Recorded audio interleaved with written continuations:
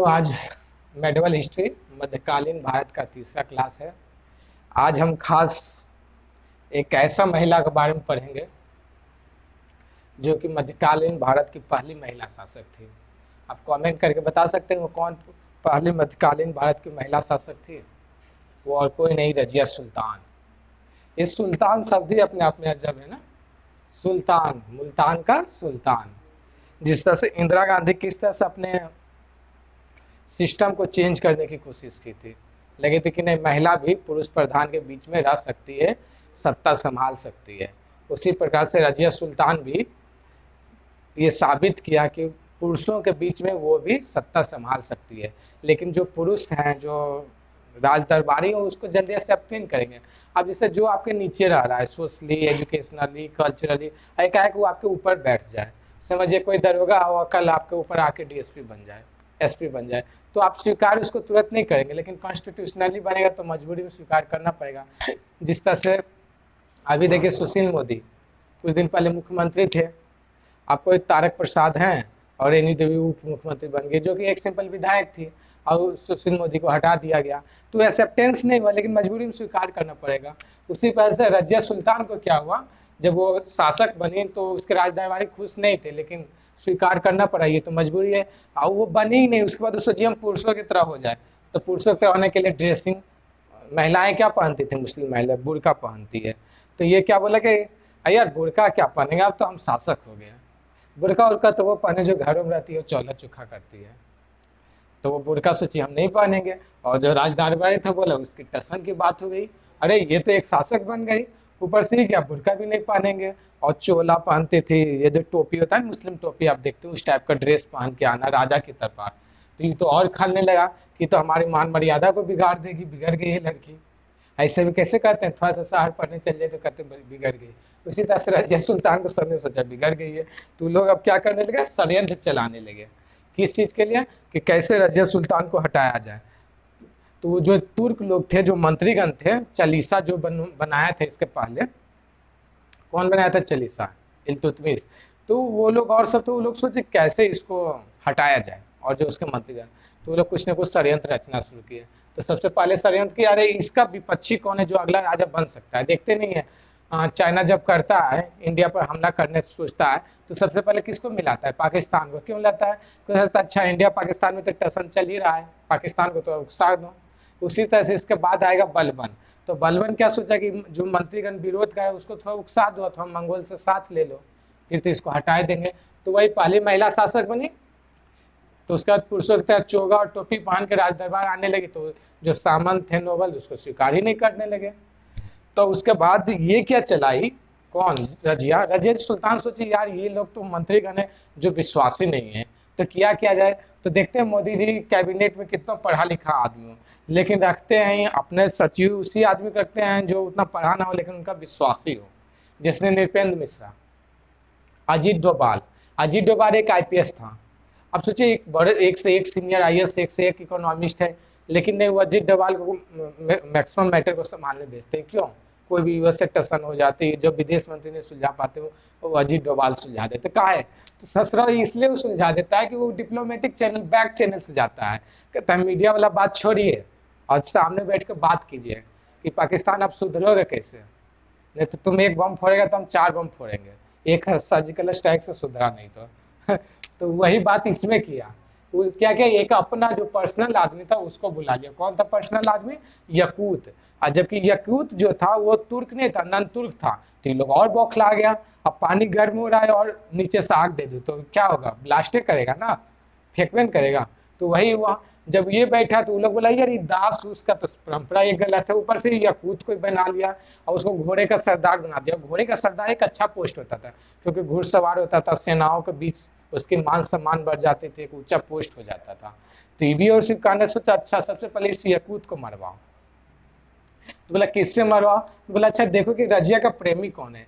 देखो ये बात होता है ना, प्रेमी जो होता है ना, प्रेम में किसी का भी कत्ल करने के लिए तैयार हो जाता है। वही यहाँ पर हुआ। जब ये उसका जो ये था अल्तुनिया, अल्तुनिया पहले चेतावनी दिया रजिया को, रजिया मानी नहीं। तो रुको इसको बताते हूँ क्या क्या, यकूत को मरवा दिया। जब यकूत को मरवा दिया तो अब रजिया के पास कोई ऑप्शन है, आप बोला कि अब तुम पे अटैक करेंगे, तुम्हारा गद्दी छीन लेंगे। तो कैसे होता है, लड़की दो दिमाग चलते हैं, एक दिल का एक दिमाग का सुनती है। तो ये भी क्या कि पहले तो दिल का सुनी तो यकूत से मिली। अब बोले अब चलो था दिमाग का सुन लें।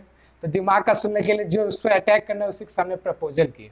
और समझ सकते हो जब कोई सामने प्रपोजल करता है तो अशोक जैसा तो हथियार रख दिया, कलिंग युद्ध के बाद अशोक जैसा आदमी तो लड़की के सामने हथियार रख दिया। तो फिर ये किस खेत की मूल्य है, अल्तुनिया। ये तो नया नया अभी नौसिखिया था, जैसे प्रपोजल की वो एक्सेप्ट कर लिया और इससे शादी कर ली। लेकिन वो शादी तो मजबूरी की थी। और कुछ दिन बाद फिर इसका चाल समझने लगा रजिया का, तो फिर बोला इसको आप पास आउट कर दो, ऊपरे पहुंचा दो। तो हालांकि डायरेक्टली हत्या नहीं करवाया, लेकिन करवा दिया गया। कहा जाता है, हिस्टोरियन जो कहते हैं कि जब वो डाकुओं द्वारा उसका जब कैथल के पास जा रही थी तो उसमें उसका हत्या कर दवा दिया गया। ठीक है, तो आइए एक बार रिविजन कर ले। रजिया सुल्तान कब से कब थे, 1236 से 1240। वह क्या थे, तो पहला महिला शासक थे। ठीक है, वो किसका ड्रेस पहन के जाती, तो पुरुषों की तरह चोगा और टोपी पहन के जाती थी। उससे बैड कौन लिया, तो जो नोबल्स और सामंत थे, चालीसा, वो सब। क्योंकि गैर तुर्कों का ज्यादा साथ देती और ज्यादा महत्व देती थी।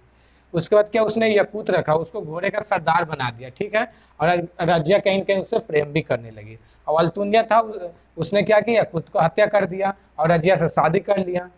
तो फिर रजिया क्या हत्या किसने, उसने करवा दिया, किसके द्वारा, तो डाकुओं द्वारा। कहाँ, कैथल में। ये कैथल पूछता है, कैथल कहाँ है, आप कमेंट कीजिए। ठीक है, अब ये भी कमेंट कीजिएगा रजिया सुल्तान जो थी किसकी बेटी थी। ठीक है, आइए अब अगला टॉपिक पढ़ते हैं, बलबन। बलबन कहते हैं ना कैसे कि अगर आपको बड़ा शासक बनना है, तो मजबूत शासक बनना है, तो आपको छवि मजबूत रखना होगा। और छवि तभी आपकी मजबूत होगी जब कुछ आप ऐसा पॉलिसी अपनाएंगे, कुछ ऐसा करेंगे जो सामने वाला मानने को एकदम तैयार हो जाए। तो वही बलबन था। बलबन जैसी गद्दी पर बैठा, सबसे बोला करे सब छोटा मोटा नाम चेंज करो, कुछ ऐसा नाम रखो लगे कि गद्दी पर बैठे। पहले जो नाम था वो सबसे पहले अपने आप में चेंज किया, बोला मेरा नाम चेंज करो। कैसे होता है, जब स्कूल जाता है कोई बच्चा गाँव से, तो घर का नाम छोटू, गोलू, मोटू, सोनू रहता है। जब स्कूल जाता है तो नाम क्या रखा जाता है, आरव, सत्यवीर। तो उसी तरह अपना नाम चेंज कर लिया, जैसी गद्दी पर बैठे। क्या नाम रखा, गयासुद्दीन बलबन। ये पूछता है कि जब वो दिल्ली की गद्दी पर बैठा तो क्या नाम था, तो गयासुद्दीन बलबन था। और दूसरा ये भी पूछता है, बैठ तो गया लेकिन वो गुलाम किसका था। ये गुलामों की तो परंपरा चलते आ रही है गुलाम वंश में, तो ये किसका गुलाम था, तो ये इल्तुतमिश का ही गुलाम था। इल्तुतमिश किसका गुलाम था, तो उसके ऊपर ऐबक का। ऐबक किसका गुलाम था, तो गौरी का। तो ये गुलामों की श्रृंखला को थोड़ा ध्यान रखिएगा। ठीक है, और गुलाम क्या तो बता ही देते थे, दास। लेकिन दास ऐसा था जो बेटा से भी बढ़ के होता था पहले, क्योंकि वो गुलाम जो होता था ना, राजा के लिए मरने और मारने को तैयार होता था। लेकिन बेटा क्या होता था, सिर्फ मरने के लिए तैयार नहीं होता था, मारने के लिए तैयार होता था, वो भी गद्दी के लिए। सोचो ना, शाहजहां से लेके जितने शासक हुए मुगल वंश के, सब ने क्या किया, बाप को मार के गद्दी अपनाया, बाप को मार के गद्दी। तो ये परंपरा चल गई, बेटा जिस बेटा को खिला रहे उस पता है आने वाले समय में वही आपको मारेगा। मुस्लिम में फिक्स रहता था। तो यही सब परंपरा चले थे। तो यहाँ गुलाम जनरली सत्ता ले रहा था। तो ये जो गुलाम बना, तो सबसे पहले बोले ना, इस सरदार भाई कुछ अच्छा पॉलिसी बनाना चाहे, तो क्या पॉलिसी अपनाया, ब्लड एंड आयरन। मतलब या तो तलवार से या तो रक्त बहेगी। आप बिस्मार्क का नाम सुनेंगे जर्मनी का, वो भी यही पॉलिसी चलाया था, blood and iron. Blood and iron policy ये होता है, या तो झुका दो या तो ऊपर कर दो, डायरेक्ट, दो ही ऑप्शन। और बाकी तीसरा कोई समझौता नहीं होगी। जो विरोधी है उसको किक आउट करो। कैसे इलेक्शन होता है, इलेक्शन से पहले या तो उसको मिला लो, नहीं तो आउट कर दो, मरवा दो, देखा जाएगा, फंसेगा। कोर्ट इतना लंबा है कि 3 करोड़ केस 1 करोड़ और हो गया तो क्या होगा, 1 केस। तो इसी तरह से भी किया, लॉ एवं रक्त की नीति अपनाया था विरोधियों को दबाने के लिए। ठीक है, जो दब गया सो ठीक। अब जब दब गया तो अब उसके बाद अगला स्टेप क्या किया जाए, बोला यार अब दब गया तो मेरा सम्मान करना सीखो। अब राज दरबार हम राजा हो गए हैं, तो कैसे सम्मान करवाया, जो भी आएगा झुक के प्रणाम करेगा। तो झुक के प्रणाम करने को नाम क्या रखा, सिजदा। आप आएंगे तो झुकिए। कैसे होता है, जब मोदी जी एयरपोर्ट से उतरे तो कैसे किया, पहले आपको झुकना पड़ेगा, उसके बाद कुछ काम चले। हाँ, तो आपको ब्लड एंड आयरन पॉलिसी तो बता चुके हैं। ठीक है, उसके बाद पैर चूमने वाला, उसने क्या किया कि इसे, जब राजा था तो कहते थे ना कि भाई मेरा डोमिनेंसी तो होना चाहिए ना। कैसे मोदी जी जब आते हैं तो डीएम चश्मा लगाए हुए, तो उसको सस्पेंड कर दिया गया कि इसको सस्पेंड कर दिया जाएगा डीएम को। हालांकि सस्पेंड नहीं कर दिया, उन्हें चेतावनी दी गया कि जब पीएम आते हैं तो भाई चश्मा वश्मा खोल लिया करो, आप तो डीएम ही हो ना, पीएम तो नहीं। उसी तरह से कोई भी दरबारी हो तो सर को झुकाओ और पैर को चूमो। तो वो चलाया सिजदा एंड पैगोस, झुकना है, राजा का पैर चूमना, ठीक है। दूसरा कर दिया क्या, सुल्तान का पद, वो अपने आप को राजा घोषित के लिए तो भगवान के थ्रू सोचता था ना कि क्या है। लोगों में अंधविश्वास उसमें बहुत ज़्यादा था, अंधविश्वास तो अभी भी है। देखते हैं जब 5 बच्चे हो जाएंगे तो छठा कहेंगे अरे ये तो अल्लाह की देन है, अरे ये तो भगवान का देन है। अरे भगवान का देन है, एक सर्जरी तो कराओ, उसके बाद कैसे आपको बच्चा होता है ये तो बताना। अगर भगवान की देन है, 20 रुपये के टैबलेट में तो बच्चा नहीं आती है, तो फिर आप सोच सकते हो भगवान का देन। उसी तरह से कहा था सुल्तान पद भगवान की देन है। ये अपने आप को बोला था हम भगवान के प्रतिनिधि हैं, जैसे आज विधायक हमारे प्रतिनिधि होते हैं ना, तो बोला कि जिस तरह से विधायक प्रतिनिधि होते हैं हम भी भगवान के प्रतिनिधि हैं, इसीलिए जो हम कह रहे हैं समझो भगवान कह रहा है। लोगों में जो अंधविश्वास है वो तो मानेंगे, और जो नहीं मानेंगे उसको डर से मनवा दो, मार काट दो, ब्लड डायरेक्ट पॉलिसी, लॉ एवं रक्त की नीति चला दो। अब अपने आप एक पदवी भी तो चाहिए ना, सबको पदवी मिलता है, अभी भी पदवी मिलती है, लेकिन अब पदवी राजा महाराज धीराज वाला नहीं मिलता। अब पदवी क्या मिलता है, अगर आप भारत रत्न पाए जिसे सचिन तेंदुलकर को मिला है, तो उस तरह से पदवी मिलती है, ठीक है। तो वो पदवी लिया था जिले अल्लाह की पदवी, जिसको कहते हैं शैडो अवार्ड। सब कुछ को भगवान से ही जोड़ देता था ताकि लोगों में अपने आप को नज़रिया बनाए रखे, ठीक है। और दूसरा उसको उल्गू खां का भी उपाधि दी नसीरुद्दीन ने दिया था, ओके। 2 उपाधि याद रखिएगा, पहला कौन, जिले अल्लाह का, दूसरा उल्गू खां का। अब तीसरा तो जब राज दरबार में तो कवि भी तो चाहिए जो उसकी आगे पीछे कर सके, चटुकारी कर सके, चाहे उस पर कविता लिख सके, आगे कहानी, तो इसलिए अच्छा कवि को भी रखता था। बहुत फेमस कवि आमिर खुसरो था और दूसरा आमिर हसन था, दोनों याद रखिएगा। ये 2 कभी कभी पूछता आमिर खुसरो कितने के कवि, तो इस साथ वो 7 के राज दरबार में रहा था, और किसके किसके पूछ देता है, तो याद रखिएगा आमिर खुसरो जो था बलबन के अंदर था। और एक फेस्टिवल भी वो चलाया था, कौन सा फेस्टिवल चलाया था, जैसे होली दिवाली में होता है ना, उसी तरह से पर्शियन में होता है नवरोज़ फेस्टिवल। तो नवरोज़ फेस्टिवल कट्टर तो था, लेकिन दूसरे धर्म के प्रति कभी कभी उदार भी बन जाता है। कैसे कहता है, राजा का मूड रियल हो जाता है, तो सोचा दूसरे धर्म का भी दिल जीत ले।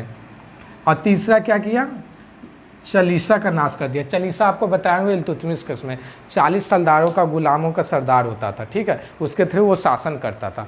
तो सोचेगा अरे ये तो उसी का आदमी है, तो क्यों ना ख़त्म कर दे। कैसे क्या होता है, जो कम्पिटिटिव होता है उसको सोचते हैं या तो अपने में मिला दो या तो उसको ख़त्म कर दो, इलेक्शन ही नहीं लड़ने दो। उसी तरह से इसमें किया। मिलिट्री डिपार्टमेंट भी उसने बनाया, दीवान ए अर्ज, वो मिलिट्री डिपार्टमेंट बहुत ही फेमस है, अभी तक अर्ज चलते रहता है दीवान, ठीक है। तो इसको याद रखिए। और अब उसके बाद जब वो मर गया तो अंतिम शासक बहुत ही कमज़ोर था, समुद्दीन कैमूरी। इसको याद रखिएगा इसलिए क्योंकि एक गुलाम वंश का लास्ट शासक था। आइए एक बार आपको रिवीजन करा दें, ठीक है। रजिया तो करवा दिए थे रिवीजन। बलबन का, बलबन कब था, 1266 से 87 तक। उसका नाम क्या था जब गद्दी पर बैठा, तो गियासुद्दीन बलबन था, ठीक है। किसका गुलाम था, तो इल्तुतमिश का गुलाम था। कौन सा पॉलिसी चलाया, blood and iron policy, law एवं रक्त की नीति। और क्या चाहे, सिजदा पैगोश चलाया, झुकना पैर, राजा का पैर चूमना। और कुछ किया, हाँ, अपने सुल्तान पद को कहा कि भगवान ने दिया है, और अपने आप को भगवान का प्रतिनिधि बनाया था। वो पदवी लिया था कौन, जिले इला, शैडो ऑफ गॉड, ठीक है, मतलब भगवान की छाया में रहते हैं। नसीरुद्दीन उसको टाइटल दिया था कौन सा, उल्गू खां का। उसके दरबार में कौन कौन कबीर था, तो आमिर खुसरो, आमिर हसन। नवरोज़ फेस्टिवल को भी उसने मनाया, चालीसा का उसने नाश कर दिया, ठीक है। और मिलिट्री डिपार्टमेंट कौन सा चलाया, दीवाने आर्ज। अंतिम शासक गुलाम वंश का कौन था, समुद्दीन कैमूरी। ये याद रखिएगा, छोटा सा लगता है लेकिन लास्ट वाला पूछ देता है। ओके, धन्यवाद दोस्तों, मिलते हैं फिर नेक्स्ट क्लास में। Okay, bye bye.